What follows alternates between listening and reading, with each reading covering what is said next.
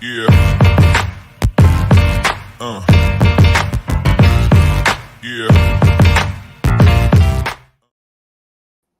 And what is up? Welcome in. Wes Mitchell here. Chris Clark with an honest to goodness, true, traditional GC Live, talking South Carolina football and recruiting. And, of course, brought to you by our buddy Clint Hammond, clint.hammond.com, 803-771-6933. Clint, I would say branch manager is what I should call Clint at Movement Mortgage. Again, clint.hammond.com, 803-771-6933. If you're in the Columbia area and you're in the market for a new home, Clint will be your guy. Just give him a call. He'll talk you through the entire process. I know it can be a scary process, but Clint will make it very easy on you. Chris Clark, there's a lot to talk about, man. We're here. This is not a hologram. This is not fake. This is real. It has been quite a while. I feel like I owe everybody an apology for not being here in so long. But we are here. It is indeed very exciting times, Wes. I have a feeling that we will spend most of the time today on football and football recruiting.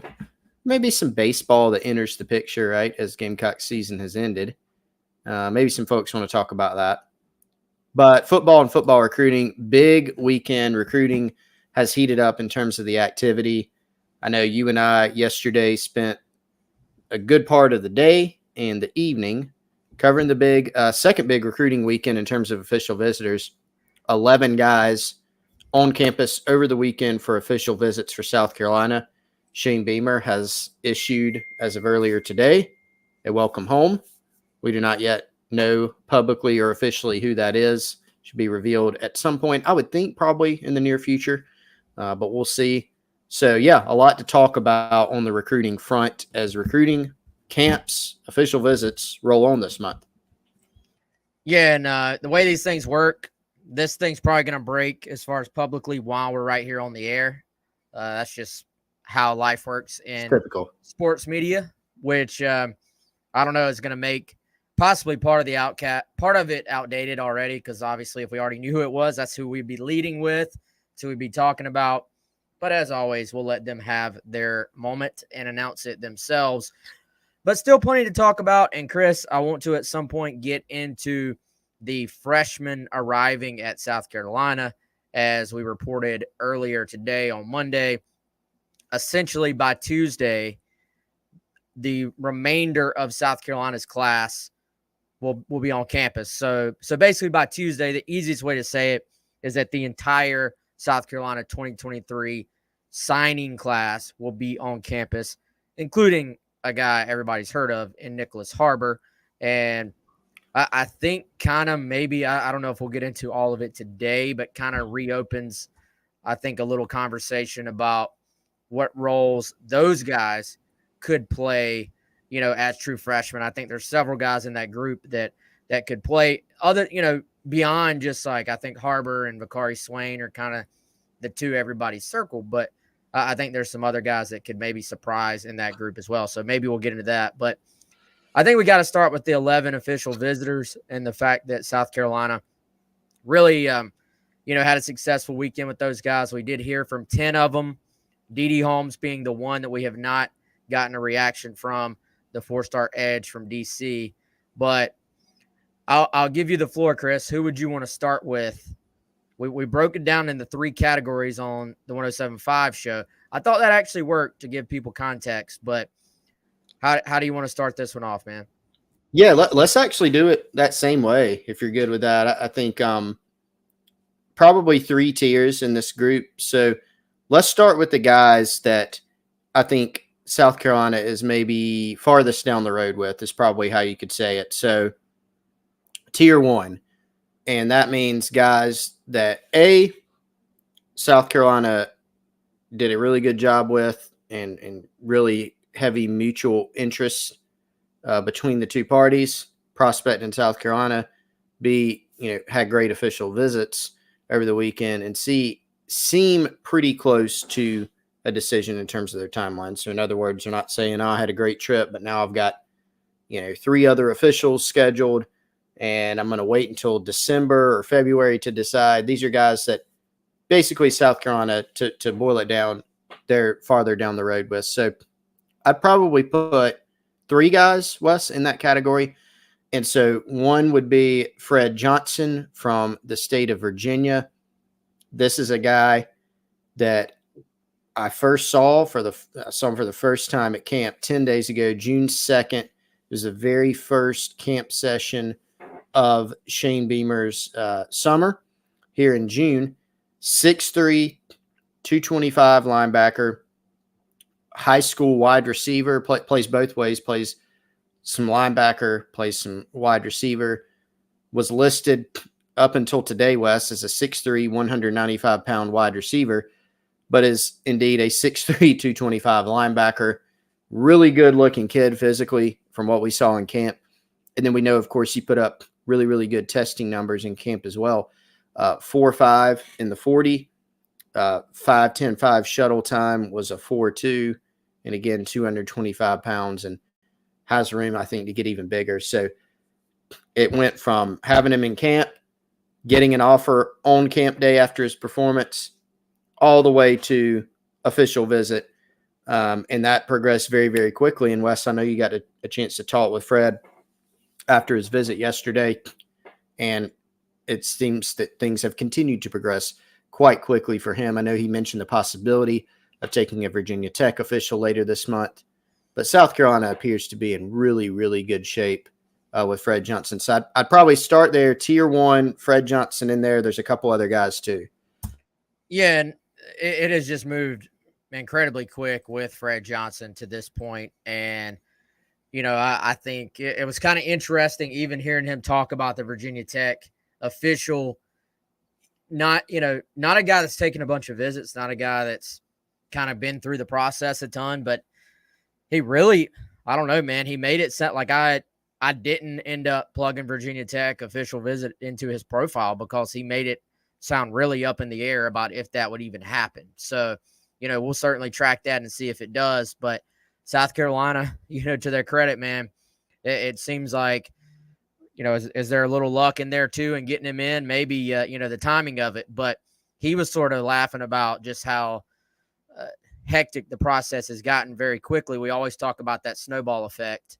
Whenever you get a big SEC offer, man, other schools will take notice and they're going to evaluate you too. And, you know, this guy, again, was listed 195 on his profile, has camp.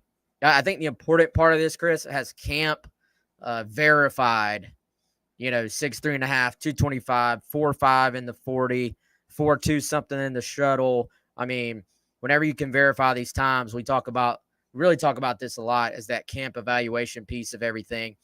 And that doesn't mean that the film isn't good.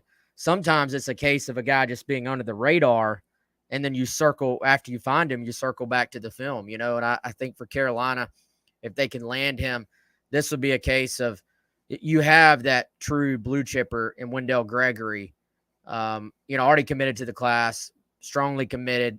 And then you could potentially add someone who I think is just a high upside athlete on that side of the ball, because linebacker position these days, man, you got to be able to run. You got to be able to play in space. You got to be versatile. And by all indications, this could be a kid who can do that. Yeah, he's a guy that, you know, maybe you're not counting on to come in and play immediately year one. Maybe by the time that time comes around, Wes, if he commits to South Carolina, maybe he's a guy that can do that for you. But he is probably going to be a little bit more at this stage developmental, just because he has been playing both ways in high school. He has put on weight. But I think you just look at the physical traits, and one of the things that we kind of oversay in this industry is, you know, if you're going to miss on athleticism. And when you look at the size, it's 6'3", 225 with room to continue growing. And some of the testing numbers that he did put up in USC's camp, that's something that you can live with, right? I mean, I think the classic example is, if you look back, different position, but, you know, Darius Rush, right, at USC's camp. Not all guys turn out like him, right? There's some guys that you go for the athleticism and they're not as good of a football player and you miss. So Darius Rush, right, takes some time. He has to put on some weight. He has to change positions. But what did we see when he camped back in, I guess that was 2017? He was in the 18 class. Well, he was a guy with length, positional versatility. He put up some really intriguing testing numbers. He had a track background. He was a jumper. And so those athletic traits are always there. And then he developed into a player, kind of hit his stride. And so I think you could maybe look at Fred Johnson as a guy like that. Yeah, he's not a 5-star linebacker that's just a ready-made, out-of-the-box, plug-and-play type guy. But he does have those traits that if he does develop down the road, now you maybe have a possible starter caliber player, a possible NFL caliber player. So I think that's what makes him so interesting for South Carolina. Yeah, and for those who haven't seen, now a mid to sort of moderately high 3-star on 3. Charles Power a guy never been scared to kind of throw a rating on a guy if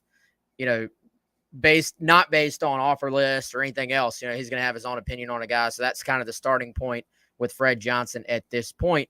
But I think someone probably with the potential to move up down the stretch of his recruitment as well, with a lot more data there to be gathered. But Chris, let's go into some of the other guys who would probably be in that same category. You talked to Mason Love, the punter. Another one that it's kind of, I would say, moved pretty quickly with him, between him and South Carolina. And we've kind of talked in the past about, do you go ahead and scholarship a kicker / punter right out of the box? Do you go that route where you invite just multiple PWO guys and then have them fight it out? I think when you look at what South Carolina has done as far as their specialists go recently, and just special teams in general under Pete Lembo and Shane Beamer, finding a way to continue this moving forward and make it a priority. We know what Kai Kroger has meant to this team as a punter.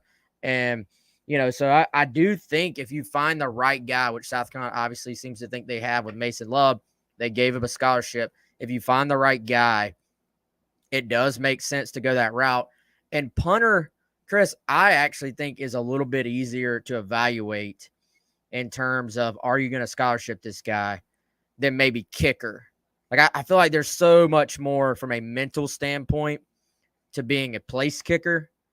Whereas punter, for the most part, man, if you can boom it, there's just not quite as much pressure on you as there is for a guy to go make a 50-yarder with 10 seconds to go in a game. It's a great point.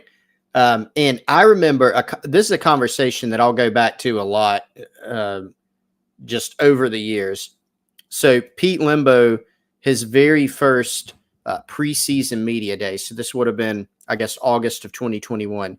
They put coaches and players in the indoor facility. You can go up, chat with them. And so this was the first time I think that I had an opportunity to face hear from Pete Lembo. And so one of the things I asked him about was, hey, what is your philosophy of scholarshiping specialist right out of high school? And of course, he liked the question and talked for quite a while about it because it had to do with special teams. But his answer was, I thought was really good. And it was, at a place like South Carolina, it kind of depends on where you are, right? Because for the reason you mentioned, Wes, you don't always know what you're going to get out of a guy. You can feel like he has really, really good traits, but you don't necessarily want to spend that scholarship on a guy right up front, because what if you spend it and then now he's on scholarship for 4 years and he's not exactly as good? You'd almost rather get a guy into your pipeline, into your system, see how he develops. And if he does prove himself, you can end up scholarshiping them. He compared that with a place like Rice, where it's great high-level education, and you don't have as many PWO candidates, right off the bat. So you're more compelled to spend a scholarship up front. You look at South Carolina, it's interesting because you've got a mix. Kai Kroger, Mitch Jeter, they were scholarship guys for Will Muschamp right out of high school in the 2020 class. You got Hunter Rogers, an all-SEC second-team selection. He was a guy that was a walk-on and earned a scholarship. And certainly all three of those guys have proved their worth. I I think for South Carolina, they have seen the value of a high-level punter, and if you feel like you can get one in here, it's going to be hard to be as good as Kai Kroger, passing the ball, holding everything that he can do. But the benefit is if you get a guy at Mason Love that you feel really good about from a physical trait standpoint, you can bring him in and you still get that opportunity to develop him because Kai Kroger has technically, Wes, 2 more years if he wants to use it at South Carolina. Yeah, man. So, I mean, I think it's one of those things. If you're sure on a guy, you can more than likely maybe find a little bit more of a high-ceilinged prospect at that position just by going ahead and spending the scholarship. And this is a guy, I think, I always use the Coles kicking just because they've been doing the whole kicker punter rankings for as long as I can remember. They kind of, On 3 doesn't even attempt to rank kickers and punters. And it almost would make sense. Honestly, man, I don't know if they'd be willing to share, but there should probably be some type of just tie-in where On 3 uses the rankings from Cole's kicking and then links them out or something. I don't know. Maybe that's an idea we can throw up the chain. But Cole's kicking, I'm not looking at it right now. I believe they had Mason Love as the 4th highest ranked punter in the country. Also, I believe is a top 20 kicker. Yeah, he's 4th punter, 19th ranked kicker. And they have him as a 5-star in both, but those don't translate whatsoever to the regular rankings. But within the context of punters, a very highly ranked kid is Mason Love. And South Carolina, I think you would say they put themselves in a really good spot here. He didn't really hide that. The other guy that I think would belong in this category has got to be Matthew Fuller, who kind of new on the South Carolina radar, this past spring, I guess. I don't remember the exact date of the offer, but we even sort of, I would say we're thinking then, Chris, that there was a pretty decent chance Fuller could be one of the 2 backs in this class. I don't know if you would have said that was like a lock at the time, but it certainly felt already like the Gamecocks were going to be a major factor here. Yeah, it was pretty easy to see once they did offer. An interesting tie there, of course. Fuller's head coach at Wayne County in Georgia is J-Bo Shaw, who's Connor Shaw's brother and does a great job in the high school realm as well. So this is a more under the radar guy, right? I mean, South Carolina certainly has a couple of highly on the radar guys that they're recruiting at running back too. When you look at Daniel Hill out of Mississippi, highly coveted 4-star guy. Same thing with Braylon Russell out of Arkansas with a bunch of programs across the country, Arkansas, Tennessee, Baylor after him. Same with Hill. Fuller is a little bit more of the under the radar option, but a productive player in high school. Somebody that South Carolina, as we can see, Wes, has obviously prioritized over some other guys that maybe have bigger offer lists or have more stars by their name. They seem to like this kid a good bit. And is someone that my understanding is if he wanted to commit, they'd take him and he'd be in the class, and they'd love to pair him with Daniel Hill or heck, Wes, if Braylon Russell calls too, I don't think you turn anybody down at this point because those guys are all really good. But, a 6 foot or so running back, bigger back. I'm somebody might want a comparison. I'm having kind of a hard time on that. I don't know if you have one out there. Not a speed burner per se, but someone who I think has pretty good film. Took an official visit to Georgia Tech earlier this month as well. South Carolina seems to be in pretty good shape here with Fuller as well. Oh, you don't want to make a comparison, Chris? I know you love no comparison. You love the comparison game, man. No. Yeah, dude, if Braylon Russell calls, I'm going to take that call for them and go take my phone into Beamer's office. Like that guy, apparently he is a ready-made NFL player physically. Yeah. But yeah, so they're in on some guys at that position. It's just a matter of getting 2 of them, and they'll have Daniel Hill in not next weekend, but it'll be South Carolina's next big weekend, which is going to be actually that 23rd through 25th OV weekend, where they've got a bunch of committed guys in, and then they'll have several of their top targets, including some guy named Dylan Stewart, who I know Gamecock fans are very, very interested in hearing about. So, yeah, again, if we put them in categories, I think those guys we just mentioned, that being Fuller, Love, Fred Johnson, that's kind of your three that you feel for one, Chris. I mean, let's be honest, those are three that South Carolina likes, but those are three that there's not quite as much competition with, and are going to be a little bit easier to land because of that than some of these other guys where you're just going to, you know how this works, man. You're going to battle it out with major programs, and everybody knows, and the programs on the other end of it, they know they got battles on their hands as well. So this is just how recruiting works. This is how it plays out.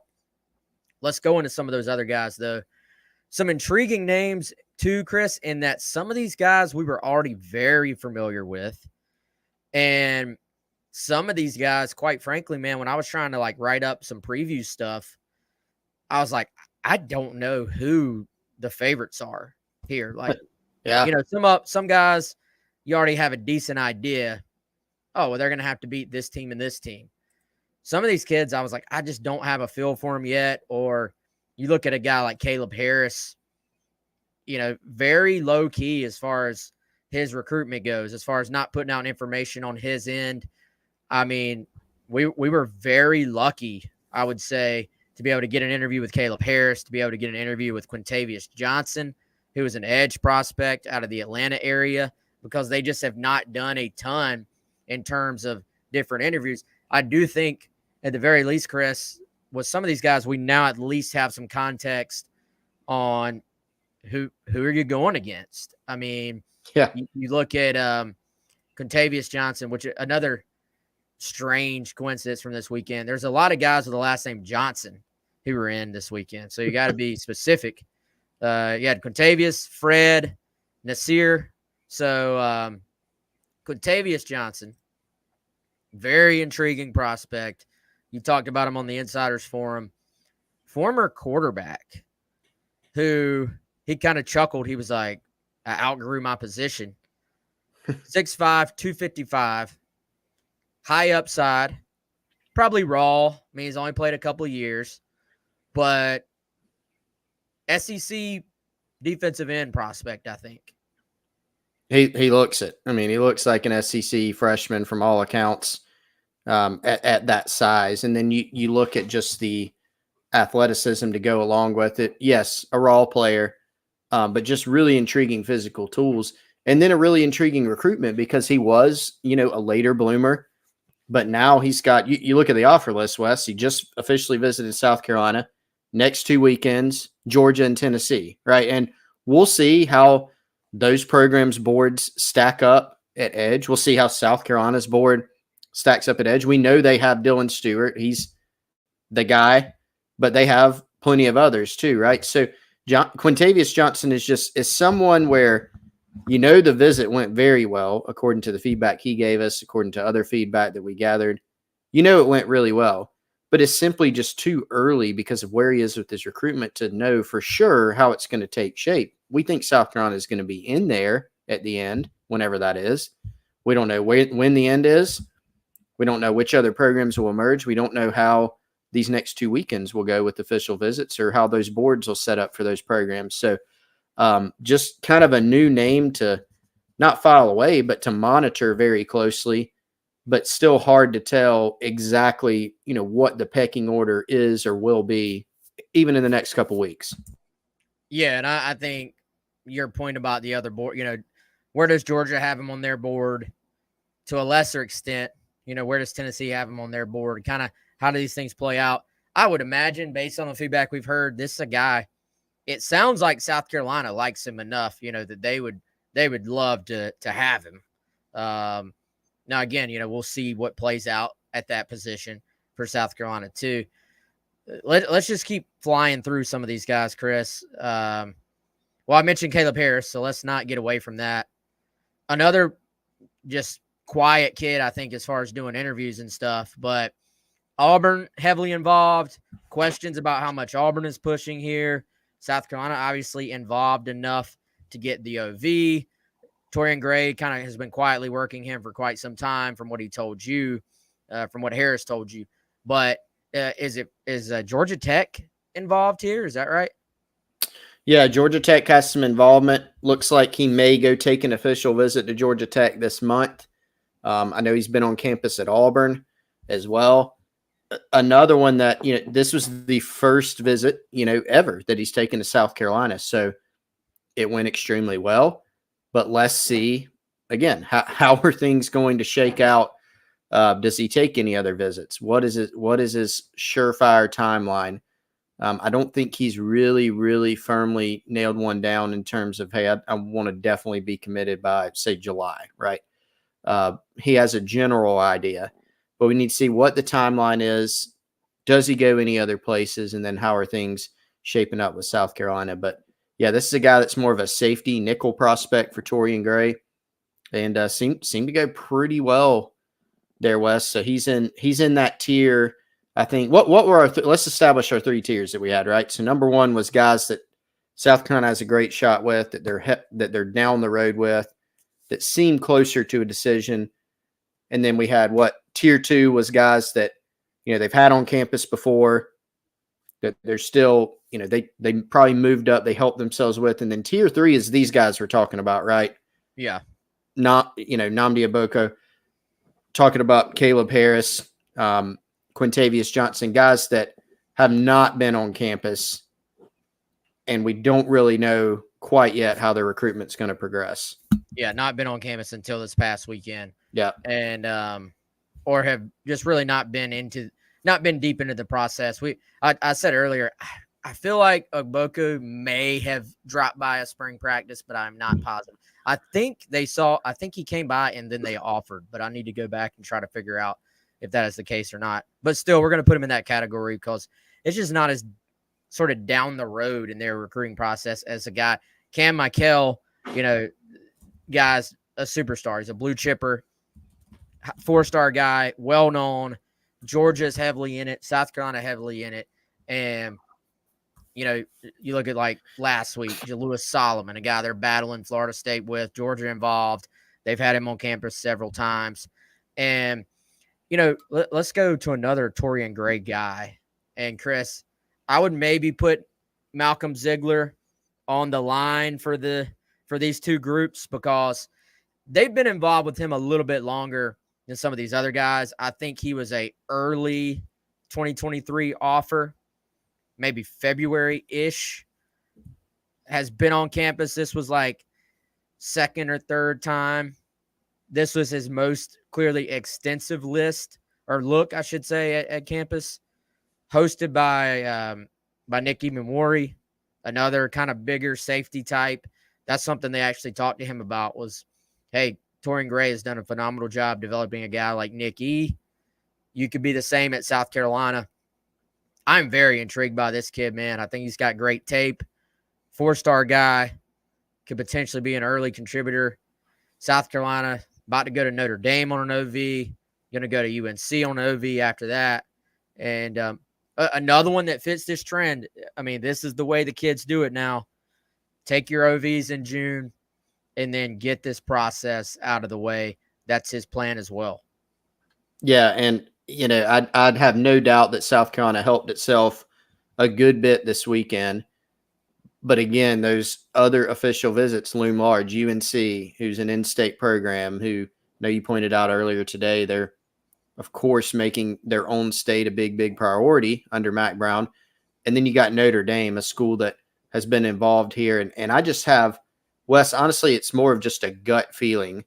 It's going to end up being a major player for Malcolm Ziegler, especially after the official visit too. So that makes it kind of difficult to call, right? South Carolina is definitely in it. They did a great job on the visit. I think he was all smiles on the visit and had a great time, but we have to see how these next couple weeks go. But he's one of the more highly ranked guys that they had in this weekend. Really talented, physical traits. I was talking about those earlier with a couple different prospects. He has those in spades. You look at just the size, the length, hand size, his ability to run. He's put up some good track times in the past. Really, really interesting prospect. And I think it would be a huge get, but we'll have to see, again, how the next couple weeks go. Certainly, man. You know what surprised me a little bit, even though I guess I should have known it? the highest ranked guy as far as the On3 industry ranking for this weekend? Did you see who it was? Malcolm Ziegler? Michael Smith. Michael Smith, yes. I was thinking of the uncommitted guys. We shouldn't leave out Michael, though. Can't leave out Michael. I know he was highly rated.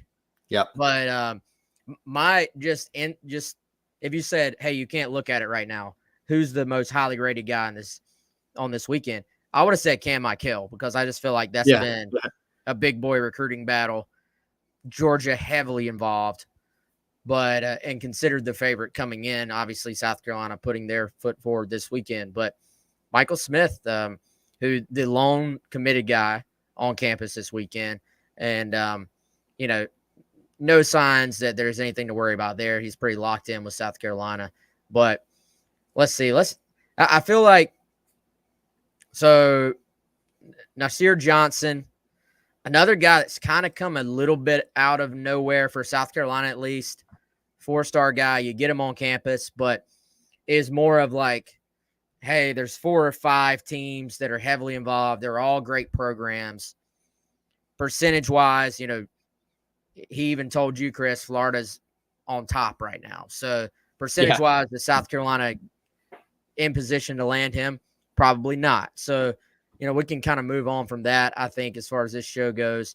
But to me, kind of the intriguing ones and the ones that could potentially change this class from like a perspective and ranking standpoint in terms of is this going to be I think it's going to be a top 15 class.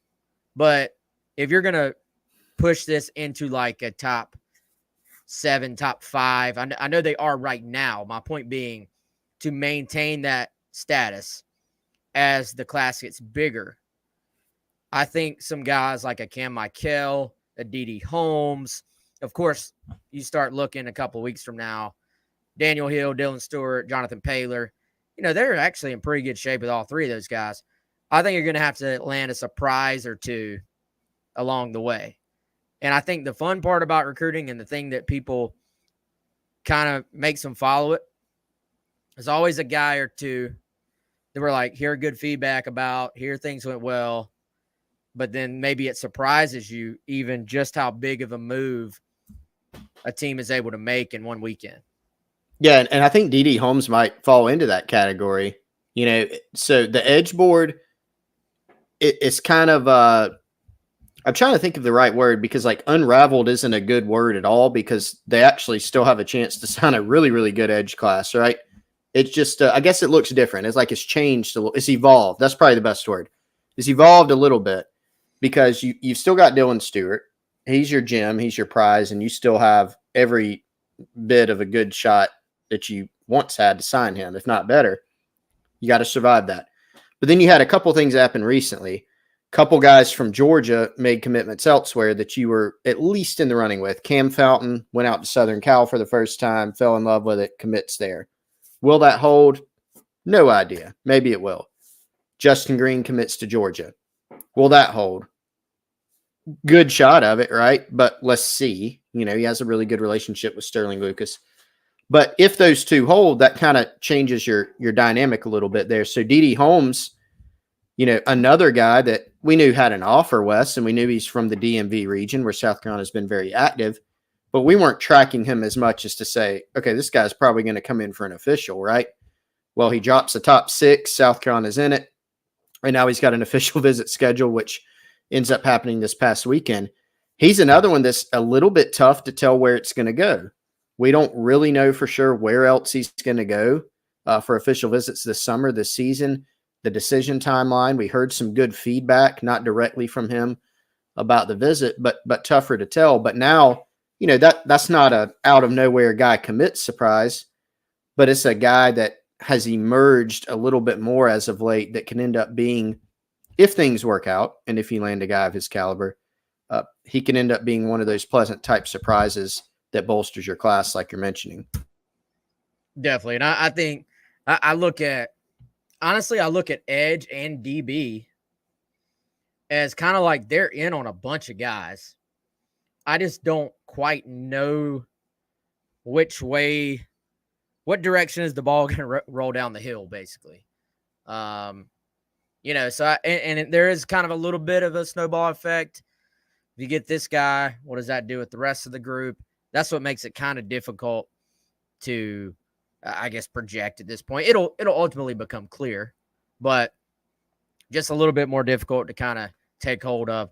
We know, obviously, Dylan Stewart, number one recruit in the country, according to All in 3.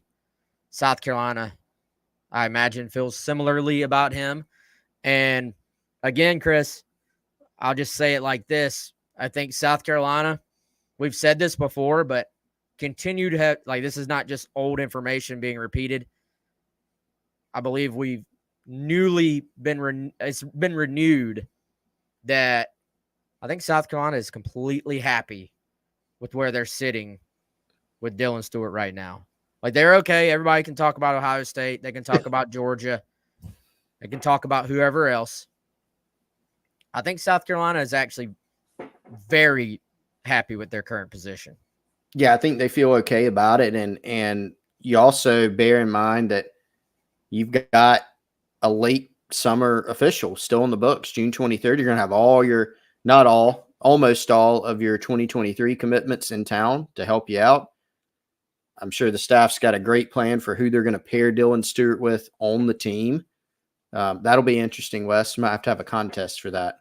Maybe Des Umeozulu and Nick Harbor. Harbor was the guy that caught mine.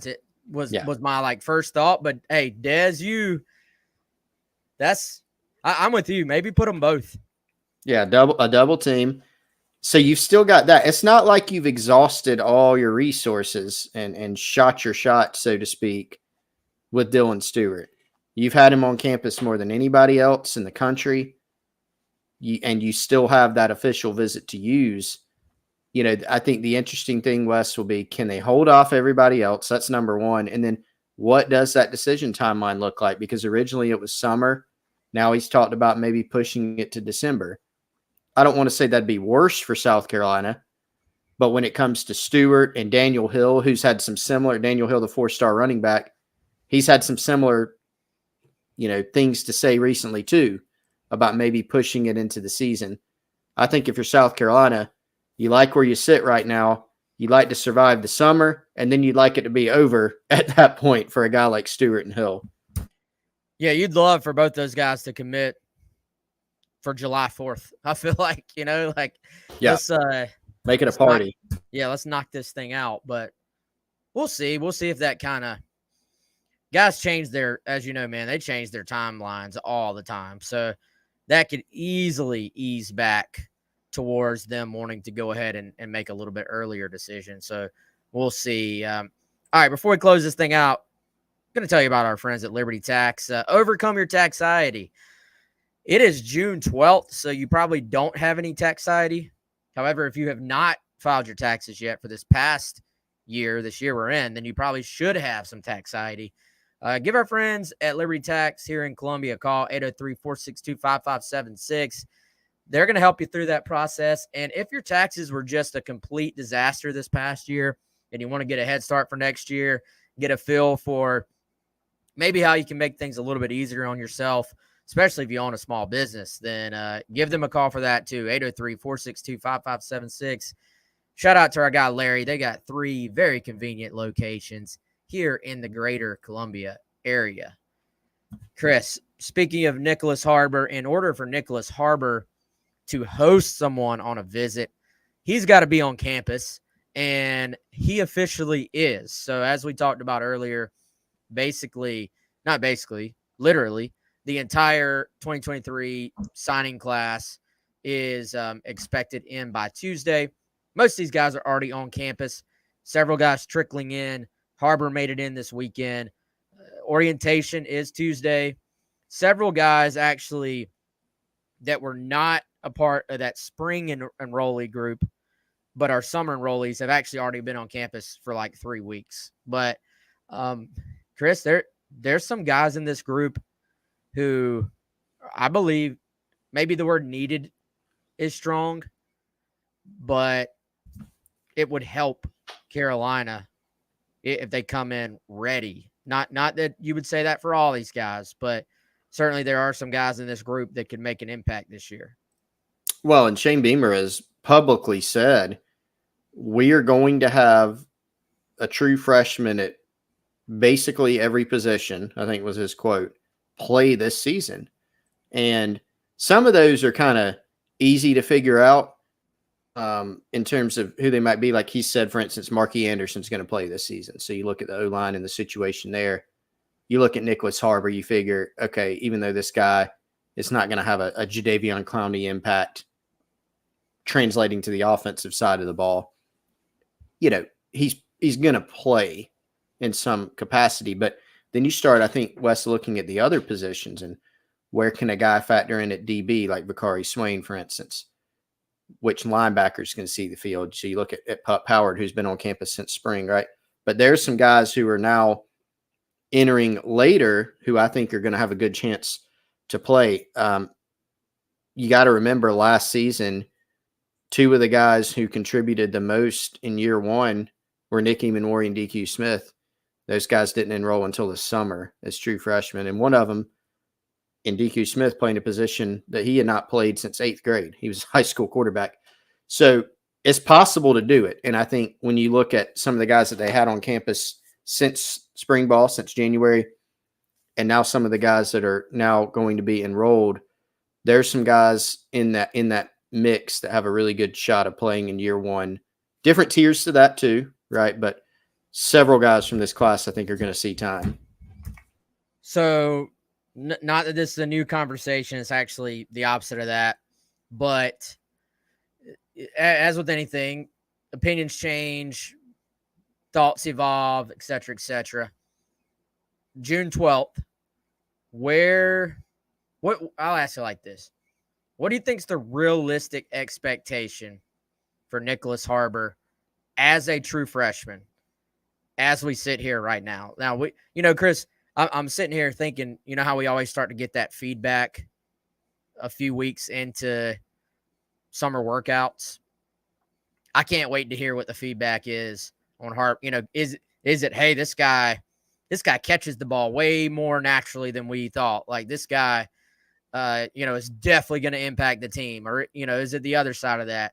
We'll find out. But so I think there's still obviously tons of room for this opinion to evolve. But as we sit here right now, where's your head? I mean, I would think he probably avoids a red shirt. So he plays in more than 4 games. And I think he touches the ball some this season. I know that's kind of non-specific, but I don't know if I want to go any higher than that. It's always interesting to see how quickly guys can contribute, and how quickly they play. And even if they're playing, how quickly do they make a tangible impact? I think that's really the thing you look at. A guy can be out there for 5 or 10 snaps, but if he's not getting the ball, he can still have an impact, but maybe not a huge statistical impact.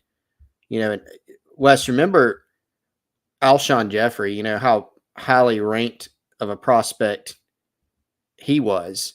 And he had a really nice freshman year, but it's not like he immediately set the world on fire. That was kind of one of the first guys I thought of.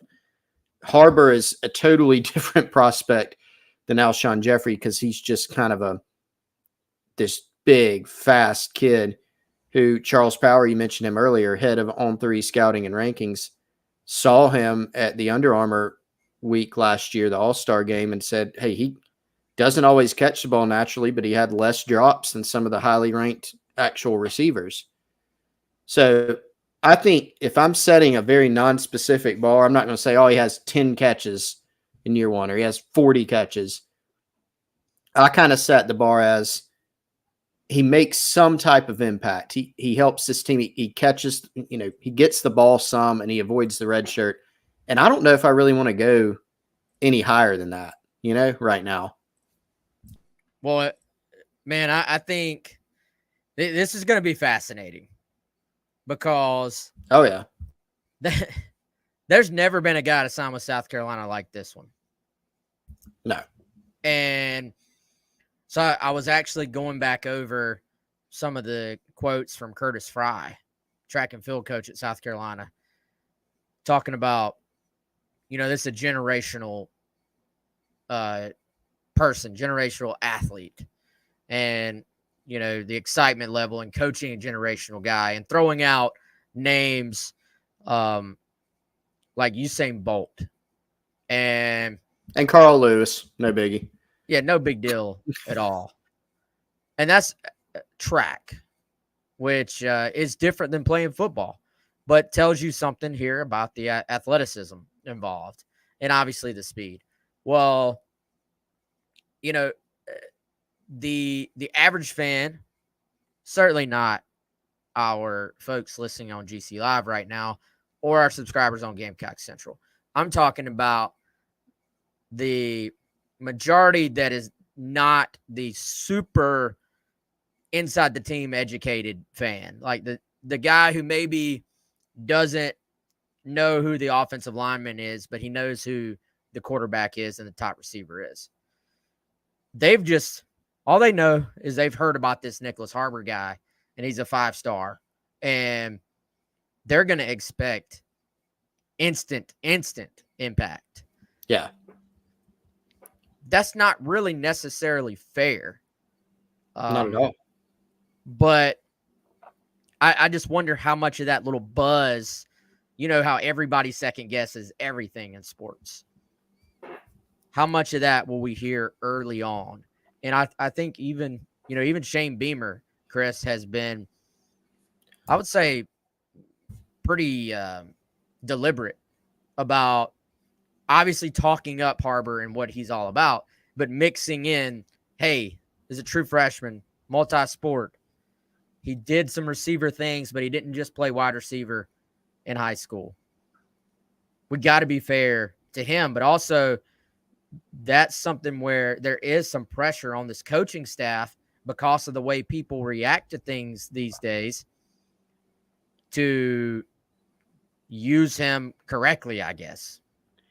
Yeah, it's big pressure to develop him, and maybe even more just to manage that situation, because Harbor will see it, and he's a super mature kid. But there's no doubt, Wes. I mean, you can just make up a scenario. Let's say it's game 5. South Carolina's lost a couple games, including one to Georgia, and maybe they don't score 30 points against Georgia, or something like that. There's going to be comments. What about Harbor? He was a 5-star receiver. He was supposed to come in and do all these things.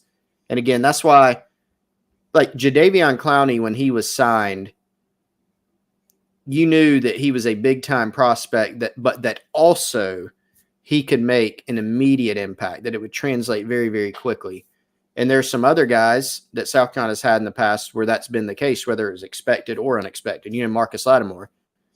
People thought that he would come in and make a big impact. There were great expectations, and he surpassed those. Think about the 182-yard performance against Georgia in year 1, and then Alabama game. He surpassed those. But those were different situations. And so, and I think we will try, Shane Beamer will try, people who pay close attention will try to, project that this is a different situation and people are going to have to be more patient and not expect him to catch 85 balls and 14 touchdowns in year 1. Will that expectation still be out there for some? It will, but that's entirely not fair. Yeah, no doubt, man. Vakari Swain, the other guy that you are most intrigued to watch among the summer enrollees, or is there somebody else? No, and there are others, to be clear, that I'm intrigued by. Probably next highest up on that list, maybe even, depending on the day or maybe even the minute you ask me, Braswell would be the other guy at running back. Specifically, he's a talented kid, but because of the need too. But Swain's one too. Just super talented, man. He's just got size. He's smooth, can run. I'm really, really interested to see what he can do at the cornerback position. So let me have a tie between him and Braswell at running back for now. Yeah, I'm with you, man. I agree. So real quick here, man. Sorry, y'all. Reading this on the fly. Fred Johnson on Instagram has a countdown that says committed, and it says 4 days, 9 hours, and 1 minute, which is a countdown for Saturday, June 17th at midnight. So, I'm guessing he's not committing at midnight. I'm guessing that just means Saturday, June 17th, probably the day for Fred Johnson to announce his decision. So, y'all can do with that what you will. But obviously, Fred Johnson, fresh off a South Carolina official visit over the weekend. Chris, let's leave him with that. What do you think, man? Yeah, let's leave him with that. We talked about Fred earlier. If you're just tuning in and you missed it, go back towards the beginning. We talked about Fred Johnson a lot. Would be a good get for South Carolina. That might be the next commitment for South Carolina, or who knows, Wes? Maybe another one of those tier 1 guys decides before Friday or Saturday to do something. So we'll see. We shall see. All right, for Chris, I'm Wes. Shout out to everybody for listening and watching. Shout out to all of our sponsors as well. Good to catch up with everybody. Y'all have a good one. We'll see you soon.